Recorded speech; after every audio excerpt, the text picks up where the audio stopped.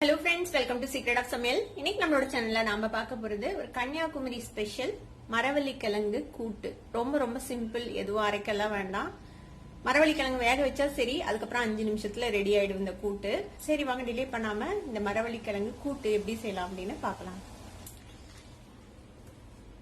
மரவள்ளி கிழங்க நம்ம இந்த மாதிரி நல்லா கழுவிட்டு இந்த தோலை நீக்கிட்டு நம்ம வந்துட்டு வேக வச்சு போறோம். இந்த மாதிரி இந்த தோலை வந்துட்டு நீக்கிடுங்க. இந்த லைட்டா கீறி விட்டுட்டு எடுத்தீங்கன்னா ஈஸியா இருக்கும் எடுக்கிறதுக்கு.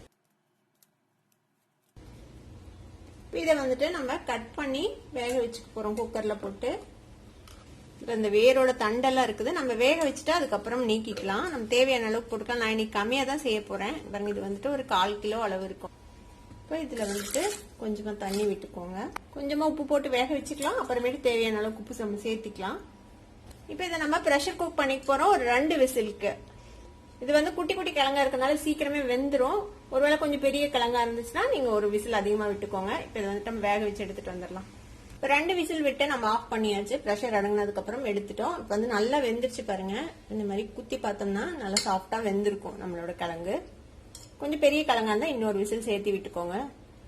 இப்ப இதை வந்துட்டு கொஞ்சம் ஆற விட்டுக்கலாம். இந்த இருக்கிற தண்ணியை வந்துட்டு வடிச்சு கீழே ஊத்திடலாம். குக்கர்லயே வச்சு நம்ம இதை வந்துட்டு லேசா மசிச்சு விடலாம். இந்த மாதிரி மேஷ் பண்ணி விடுங்க. கொஞ்சம் 1-2 அந்த பிட்ஸ் இருந்தா பரவாயில்ல, அப்ப நல்லா இருக்கும். ஒரு சிலருக்கு நல்லா மேஷ் பண்ணா பிடிக்கும். உங்களுக்கு எப்படி பிடிக்குமோ அந்த மாதிரி நீங்க வந்துட்டு இதை ரெடி பண்ணிக்கலாம். மேஷ் பண்ணிட்டு அந்த நார் ஏதாவது இருந்ததுன்னா நம்ம அதை வந்து ரிமூவ் பண்ணிடலாம். இப்ப இந்த மாதிரி நல்லா மசிச்சு விட்டாச்சு. ஏதாவது நார் தட்டுப்பட்டுச்சுன்னா அதை வந்துட்டு எடுத்துருங்க. இப்ப இதுல ஒரு 2 சிட்டிகை மஞ்சள் தூள், ஒரு 1/4 டீஸ்பூன் மிளகுத்தூள், காரத்துக்கு தேவையான அளவுக்கு மிளகாய் பொடி நான் ஒரு 1/2 டீஸ்பூன் சேர்த்துறேன். ஒரு 3 கொட்டை புளிய வந்துட்டு இந்த மாதிரி கரைச்சி எடுத்து வச்சிருக்கிறேன். புளி தண்ணி கொஞ்சமா விட்டுக்கலாம். இதுல தேவையான அளவுக்கு தண்ணி ஊத்திக்கோங்க. ஆல்ரெடி கிழங்கு வேக வைக்கும் போது உப்பு போட்டோம். இப்ப வந்துட்டு தேவையான அளவுக்கு உப்பு போட்டுக்கலாம். இது நல்லா கலந்து விட்டுருங்க. இது எப்படி தாளிக்கலாம்னு பார்க்கலாம். ஒரு வடச்சட்டி அடுப்புல வச்சிருக்கிறேன். இதுல வந்துட்டு கொஞ்சமா எண்ணெய் விட்டுக்கலாம். ஒரு 2 டீஸ்பூன் அளவுக்கு விட்டீங்கன்னா போதும். ஒரு 3 பல்லு பூண்டு இந்த மாதிரி தட்டி வச்சிருக்கிறேன். ஒரே ஒரு வரமிளகா, கொஞ்சமா கருவேப்பிலை. எண்ணெய் காஞ்சதும் கொஞ்சமா கடுகு ஒரு 1/4 டீஸ்பூன், கூடவே ஒரு 1/4 டீஸ்பூன் சீரகம். சீரகமும் கடுகும் பொரியுது. இப்ப இதுல நம்ம எடுத்து வச்சிருக்க இந்த பூண்டு, கருவேப்பிலை, வரமிளகா சேர்த்துக்கலாம். நல்லா வதங்கிச்சு. நம்ம எடுத்து ரெடி பண்ணி வச்சிருக்கிறோம்ல இந்த கிழங்கு, இந்த மசாலாவை இதுல சேர்த்திடலாம். இன்னும் கொஞ்சம் தண்ணி விட்டு அந்த தண்ணி இதுல ஊத்திடுங்க. 5 நிமிஷம் இப்படியே வேகட்டும்.